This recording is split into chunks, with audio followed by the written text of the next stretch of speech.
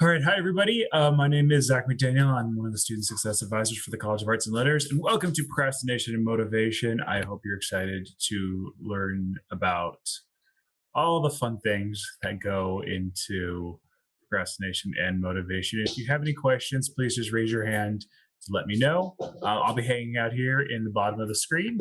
And yeah, let's get going. And then I do want to just establish before we go any further that this information is just meant to be informative.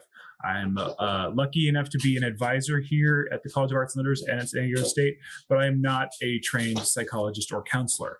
So if you feel like you would like support beyond what I can provide today and would like professional counseling or support in that way, please feel free to check out our counseling and psychological services on campus at SDSU.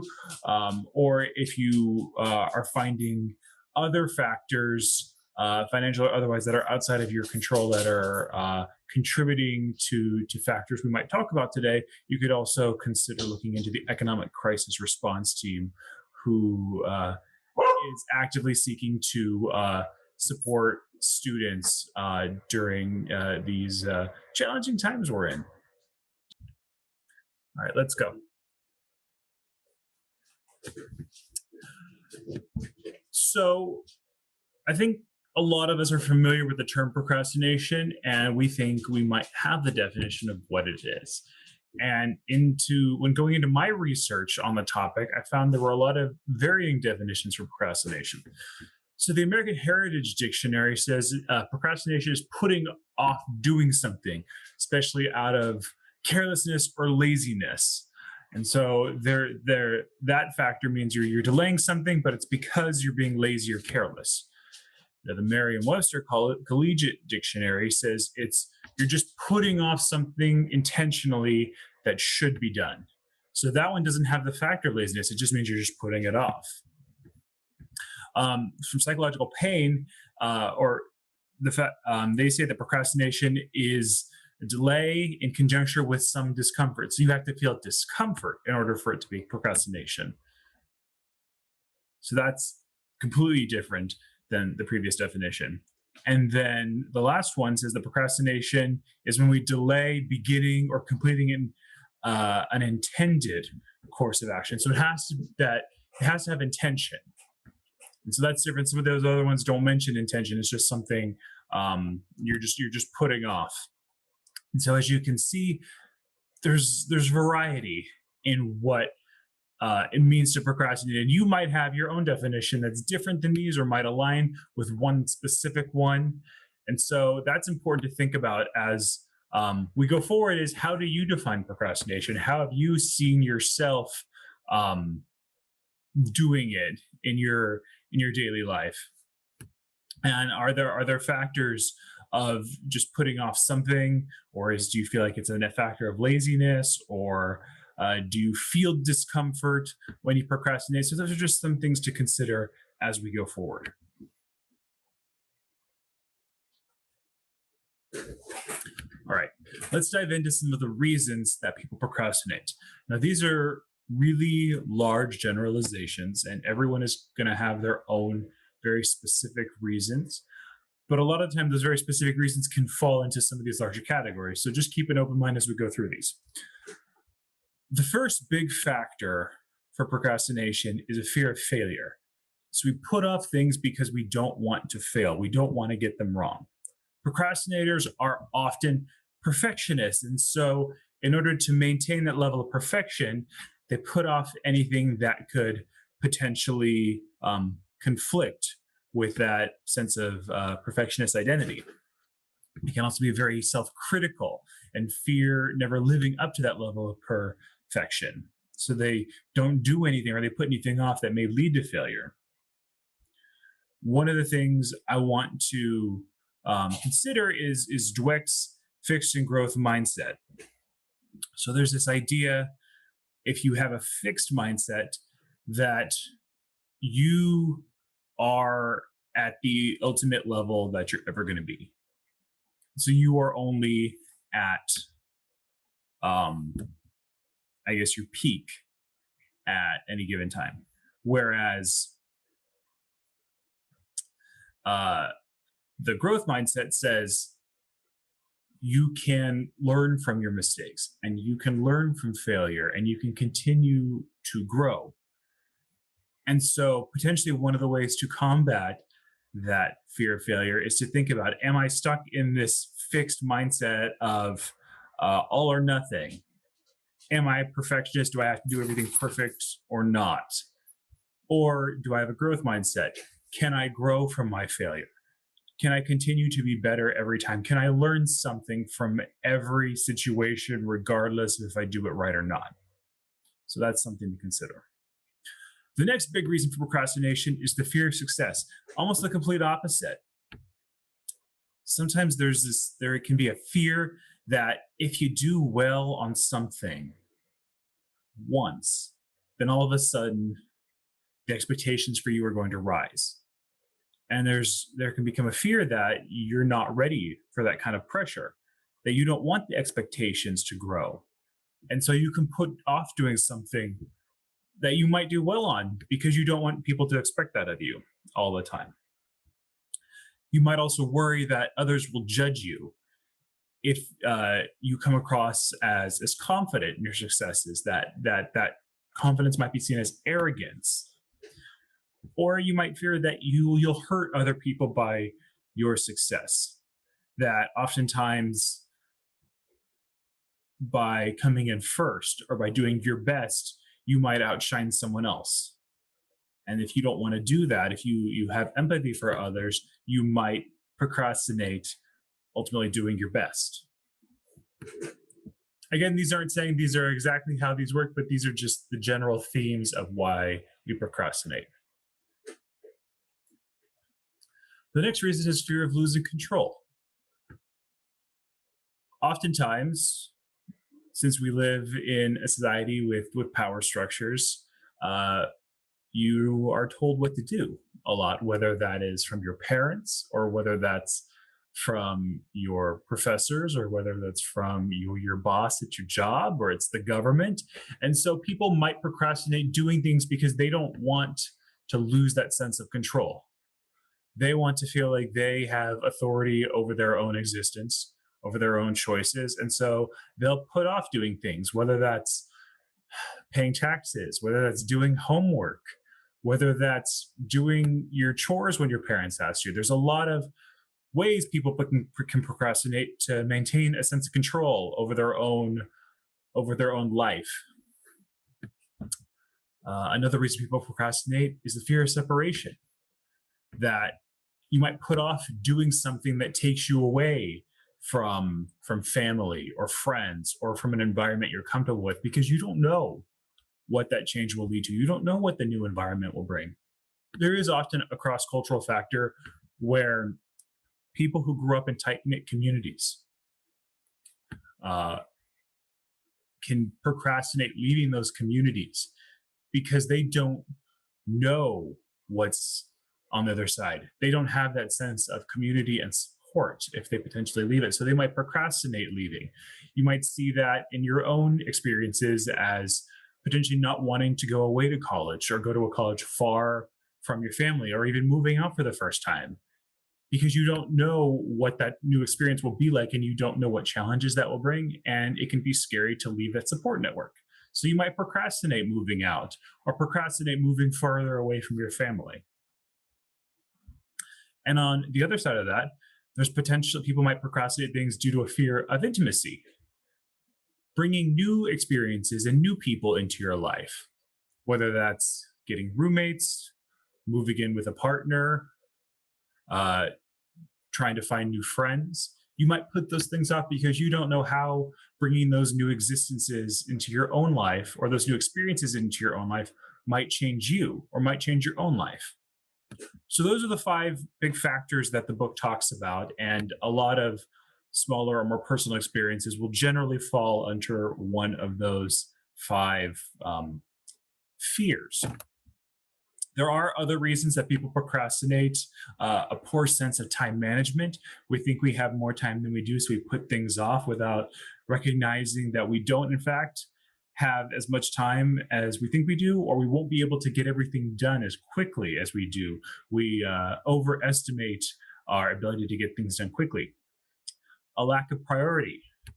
Again, kind of we with the sense of how fast we can get things done, we might not understand how long certain things will take, and so we don't prioritize the things that'll take longer because we don't have that sense of how to get those done in the right order, or understanding which things have certain deadlines that need to get done sooner. So that might be a challenge.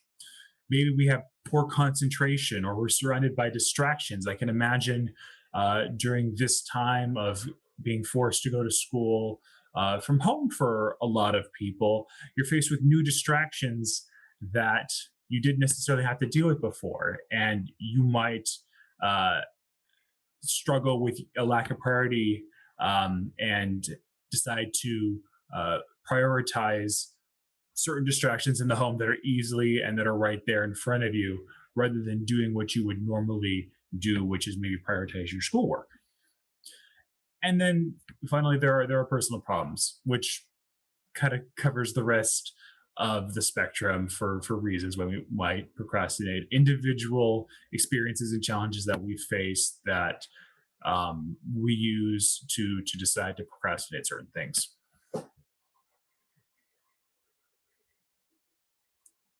So as we've kind of talked about a lot of these different reasons, I'm hoping you're reflecting on your own personal struggles with procrastination and where you might have encountered either some of those fear-based procrastinations or some of these other factors where those might have come into your life and experiences. So this is what is called the procrastinator's code. And as you read through some of these statements on the left, uh, you might um, relate to some of these. These might be some things you've said to yourself if you've ever found yourself procrastinating. I must be perfect. A perfectionist might say that out of fear of failure in order to put off doing something that's challenging. Everything I do should go easily and without effort. We know that's not true, but oftentimes we can have some thought distortions in our head and create expectations for ourselves that are just not necessarily achievable. It's safer to do nothing than take a risk and fail. I should have no limitations. I must avoid being challenged. If I succeed, someone will get hurt. If I show my real self, people won't like me. So, as you can see, these kind of relate to some of those fears I talked about earlier of things we say to ourselves that allow us to justify the reasons we procrastinate. And so, if we move over to this list on the right, we've rewritten some of these statements on the left in order to free ourselves from this procrastination mindset and to kind of fight those thought distortions or the ways we're thinking that aren't actually accurate to the lived experience. So, if you're thinking to yourself, I must be perfect, you can say to yourself, it's not possible to be perfect. And suddenly that perfection doesn't have to be a fear causing you to procrastinate. Making an effort is a good thing. It's not a sign of stupidity or weakness. Failure is not dangerous. Failure is an ordinary part of everyday life. Challenge will help me grow. If I do well this time, you still have a choice about next time. If I show my real self, I can have real relationships with people who like the real me. So for every reason potentially in the procrastinator's code that might uh, help you give in to that fear of something happening and cause you to procrastinate, there's an equal and opposite statement to help you justify not procrastinating. And so, whether you want to take a screenshot of this, I'll help slide over, or you want to come back to this presentation later as this is being recorded. If you do find yourself saying some of these statements on the left to help justify procrastination, take a second and reflect on how that statement might not be true and how the thing you fear might be a positive and lead to bigger and better things. And that can help you overcome procrastination. Or the next slide. There we go. So I want to do a quick self-assessment. So if you're watching this video recorded, this will be a time to pause the video and answer these statements. Since you all are here with me live, I'll give you a second to kind of go through and answer them yourself. So if you have something to write with, or if you want to open up a word processing software and open up a blank document on your computer, I want you to take a second to maybe reflect and answer some of these statements. The first one is, so when I want to procrastinate, I blank. What do you do when you want to procrastinate? And that can be a very personal thing to you. There's no right or wrong answer. It's just what you do. It's either what you think, what you feel, what you see, what you actually do. It can be any of those. When I procrastinate, I feel blank. How do you feel when you want to procrastinate? Do you feel fear? Do you feel joy, anxiety, relief?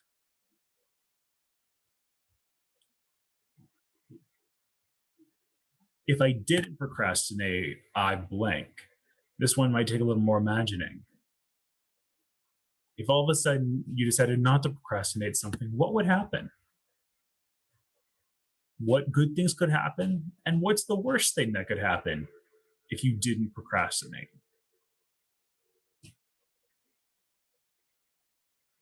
If I didn't struggle with procrastination, how would my life be different?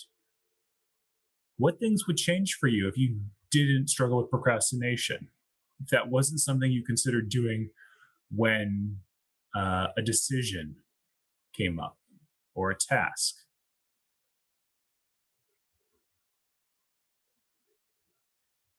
And finally, if I didn't procrastinate, what new situations would I have to face? If you stopped putting things off, what new things would happen in your life that you would have to then encounter? What new challenges would come up?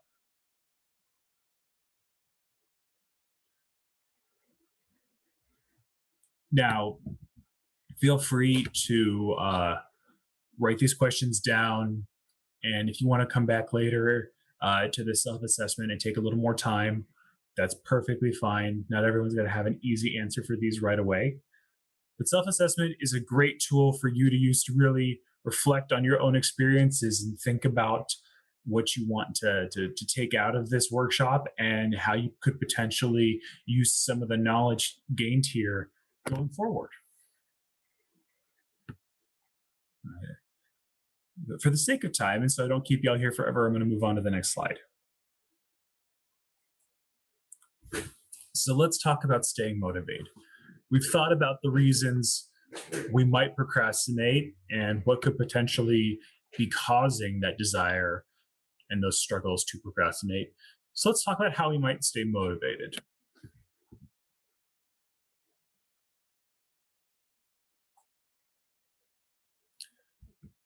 So the first strategy that I will encourage you to do is setting goals. And I think this is something we all hear about all the time, that it's important to have goals and it's important to set goals, but we're not quite sure how to do that, how big or how small or how often. We're just told to set goals.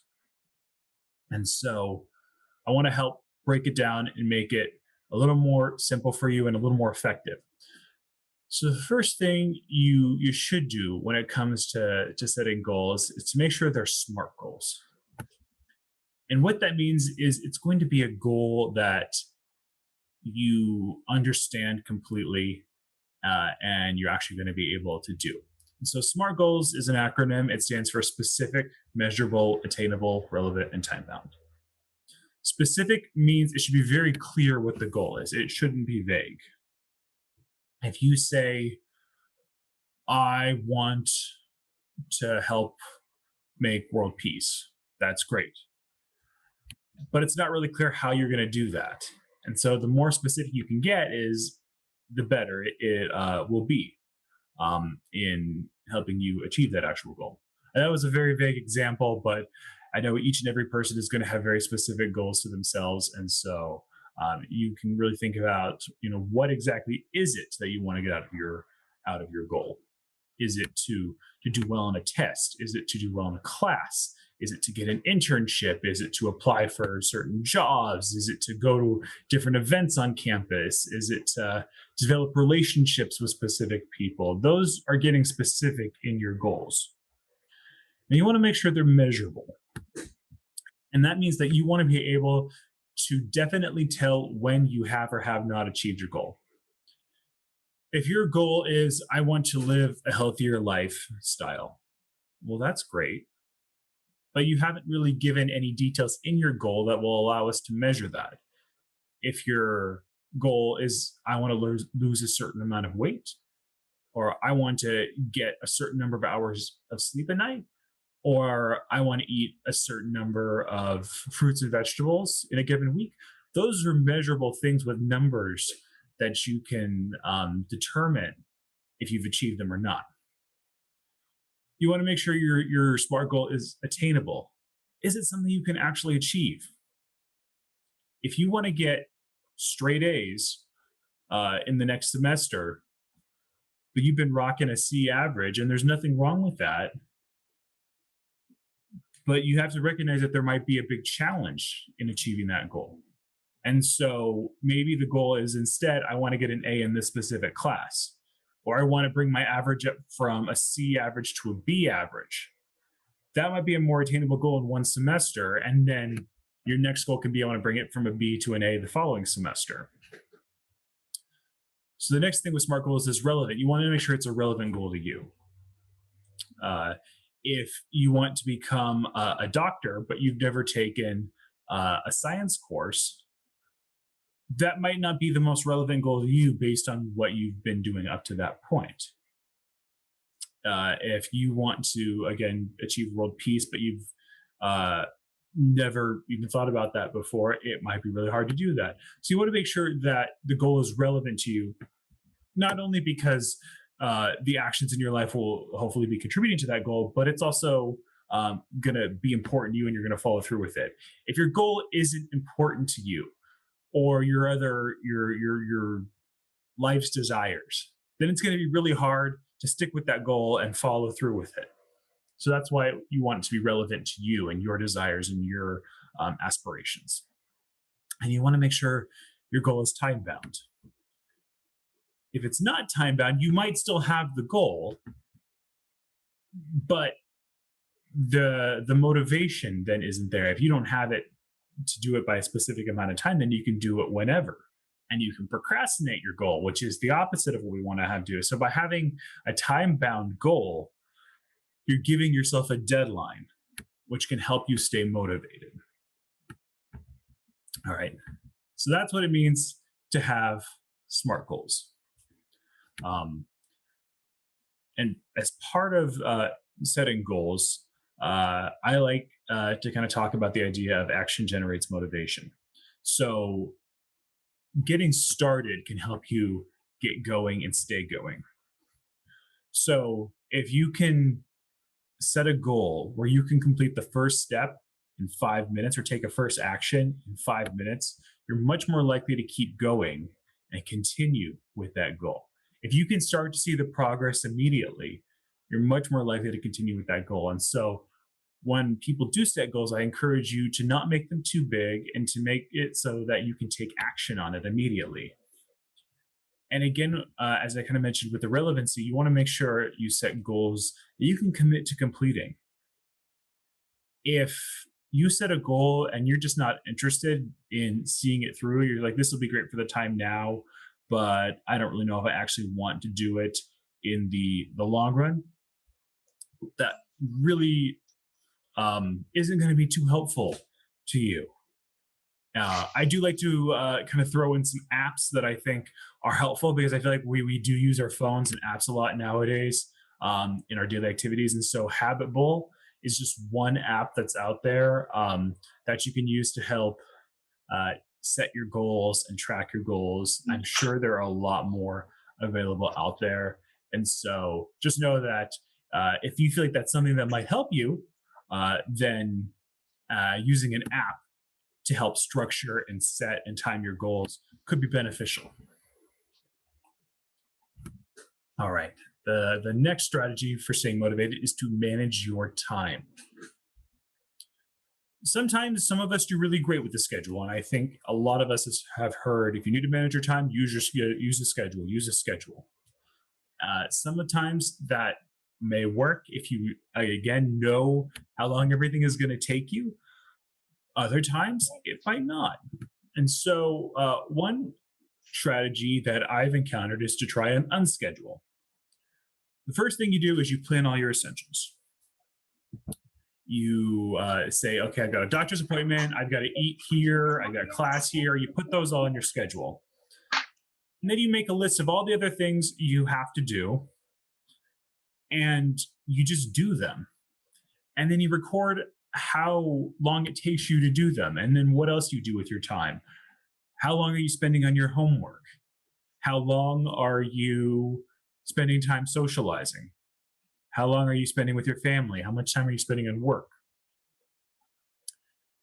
And the first thing you want to do is you want to reward yourself. You want to say, hey, I'm working towards this. I'm recording all I'm doing. Reward yourself for it. Reward the things for you do what you do. If you complete all your homework, reward yourself for that. If you remember to do your chores, it was your turn to clean the kitchen, reward yourself for that. And then you can go back and see, okay, I did all these things.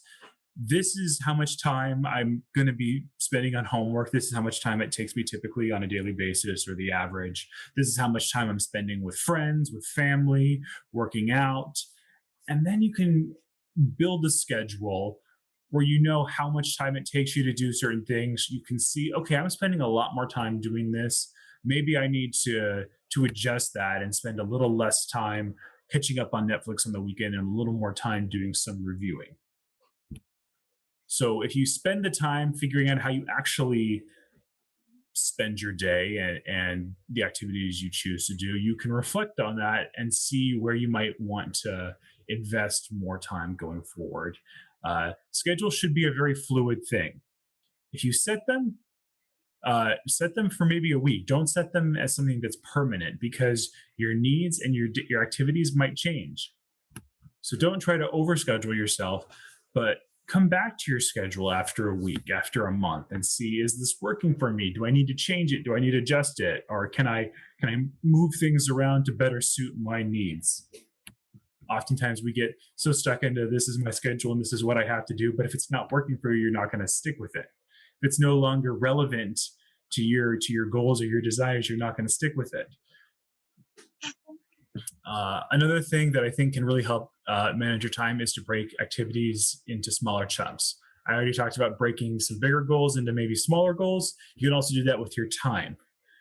You're much more likely to stick it out with a study session if you have a 15-minute or a 30-minute study session rather than I'm going to spend 4 hours in the library on a Saturday. That can be really overwhelming. And then all of a sudden you might find distractions that are much more interesting to you, and all of a sudden you've lost your motivation and you've moved on to other things. So one app that I think is interesting is called Clockwork Tomato. It is essentially a 30-minute timer, and it allows you to break up your activities into 30-minute chunks. I believe it's 25 minutes of doing the activity and then a 5-minute break. It's a lot more easy. It seems a lot more manageable to be able to do something for just 30 minutes than to have to commit to something for 4 hours. So start a study session for 30 minutes. Use the timer. And after that's done, say, okay, do I want to go for another 30 minutes? Do I want to change the subject I'm studying? Do I want to do a different activity that I feel motivated to do and then come back to this? And see if that really helps you manage your time better. I'm sure I think there are lots of other timers and schedules out there, so feel free to search around for something that will work best for you and your needs. All right, the third tip for staying motivated is to stay accountable. It can be really easy to set goals for ourselves and to um, say we want to do all these things, but if we don't have that accountability, if we struggle with accountability ourselves, uh, it could be hard to keep going. I think someone's got their mic on. If you don't mind muting it, that'll help. There, I got it. There we go. All right. So one strategy is to bring other people in your life into it. If you have goals that you want to achieve, whether that's as big as I want to get my degree in 4 years, in 5 years, in 6 years, whether it's I need to complete this semester and pass all my classes, whether it's I need to get this paper done by the end of the week, let other people know, whether that's your partner, your siblings, your friends, your family, uh, strangers on the internet, put it out on social media. Do something to let other people know what your goals are and ask them to help you stay accountable. Ask them to check in with you at certain points to help you make sure that you are working towards your goals. Sometimes that can be really helpful if you've struggled with accountability, with self accountability in the past. I've created a little template right here that you are welcome to use uh, for creating an accountability contract for your goals. So you can use this one or you can adapt it however you want. You say, I state your name, do solemnly swear on this day of whenever you decided to make the contract, whether it's today, April 6th, or in the future, to do what? What are you going to do? What is your goal? And ideally, you'll make it a SMART goal. So make something specific, you'll make it measurable, uh, attainable, relevant, and time bound. So when you complete this task, I will reward myself by blank. It is so important to reward yourself for completing your goals. That is what is going to help you stay motivated. If you achieve your goals, but it's no fun, and you don't recognize all the hard work you've put in, then you can easily lose motivation to create future goals and to work towards them. So that reward can be very specific to you, whether that's I want a dessert, I want to have time to watch Netflix or hang out with my friends, or I want to go for a walk, or I want to give myself time to read, or I want to take a nap. You can decide what the reward is that's going to be most motivating to you. Make sure you take the time to reward yourself and recognize the hard work that you've put in and the fact that you did achieve your goal. And then finally, you can sign it, and you can even have your witness sign it. Whoever is going to help you stay accountable, they can sign it too. Now you can make this verbal, or you can write it down. But what's really important is putting it out there. If this is just something that's in your head, it's really easy to not stick to it, because then again, it's only you holding yourself accountable. But once you put something like this out into the world, then it's real. Then it exists. Then the world has expectations for you. And so that is another great way to stay motivated and work towards your goals.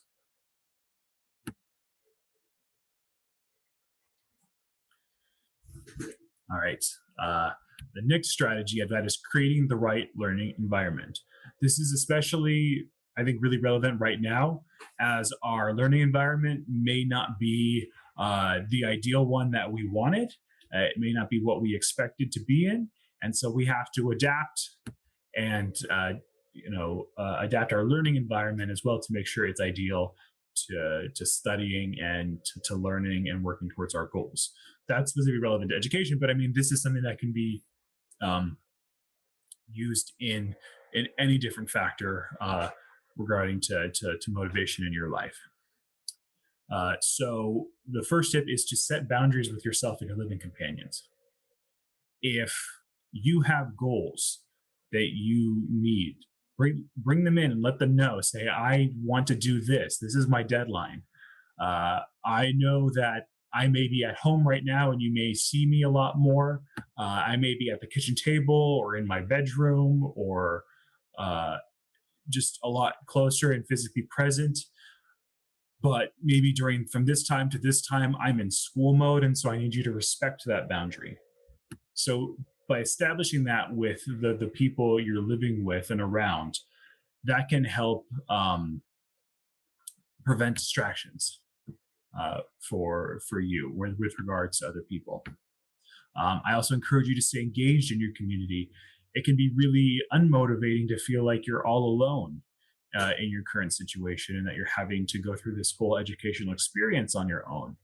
However, there are a lot of people like you that are also potentially struggling to stay motivated with their current learning situation. And so, whether that's through social media or through discussion boards in your classes or even group chats, make sure you're staying connected to others. It might take a little extra effort because you're not going to necessarily be bumping into people between classes or sitting next to them in your classes or running into each other just by chance in the cafeteria or at different events on campus. You have to take that extra step to find community. And they are there. There are students like yourselves that are wanting to create community even virtually at this time. And so make sure you're staying connected with others because that's really helpful in staying motivated. To have other people that are motivating you, for you to be able to motivate other people. So just make sure you're still involved in your campus communities. I do encourage you to get up and move. If you're feeling Zoom fatigue and you're sitting in front of your computer all day, that can be really exhausting. And when you're tired, you're often feeling unmotivated. So make sure you're taking breaks every hour or a couple of hours to get up, move around, go outside, get some fresh air, go for a walk, a run, do a fitness course online, do whatever you got to do to make sure you're staying moving and you're staying energized. And finally, I encourage you to reduce your distractions.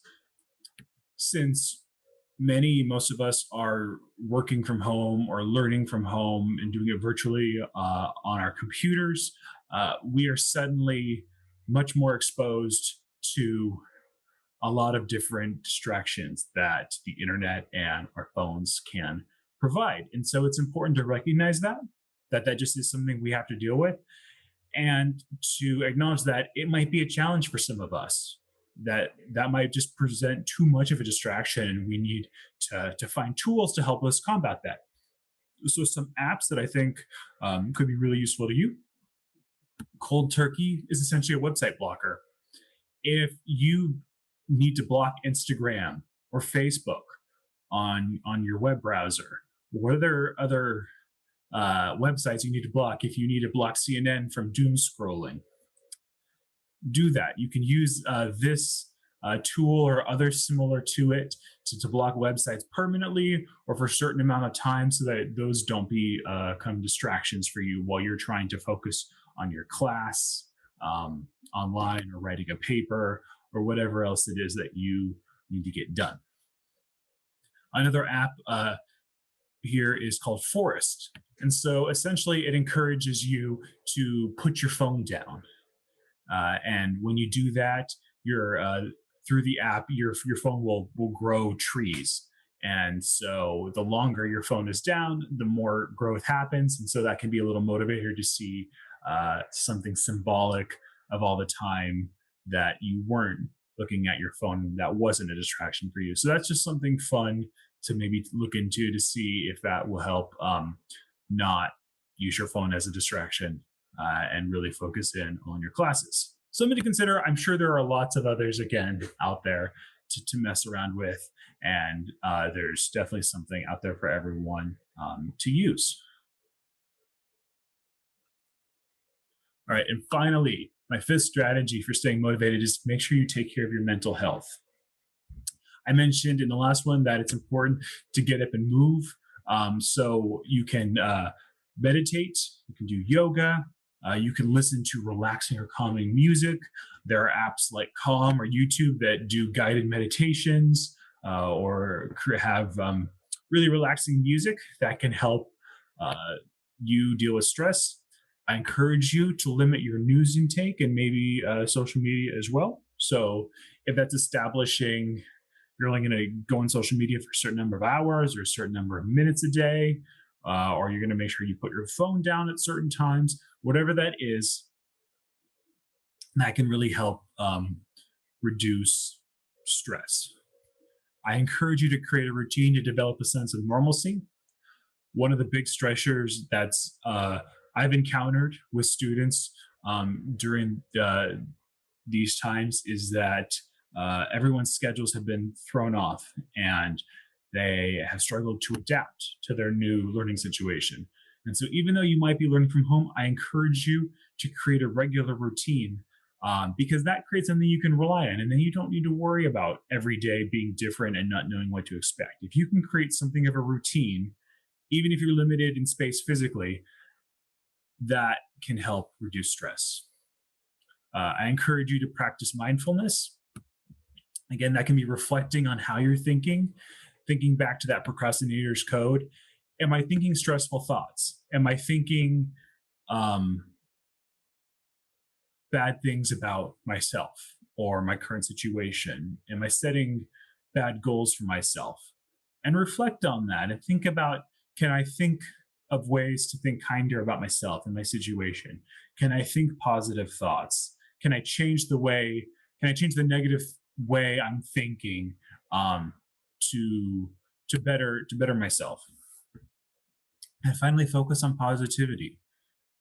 Looking for things in life that you appreciate and counting the things that you're grateful for can be really helpful in taking care of your mental health. And those are just some examples. I'm sure you can personally reflect on some of these and go deeper. And I encourage you to do that however you want to, in order to make sure you are taking care of your mental health.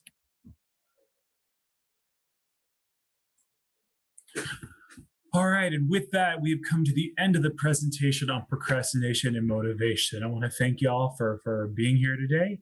My name is Zach McDaniel. I'm a student success advisor, again, with the College of Arts and Letters. I'm always happy to meet with students. You can find me on EAB if you'd like to schedule an appointment for advising, or if you'd like to talk more about some of these factors that I talked about today with procrastination and motivation, or find out more about any of our other student success workshops. My email is also there, as well as my work phone, so you can feel free to text or email me if you want to talk or find out more or get some support.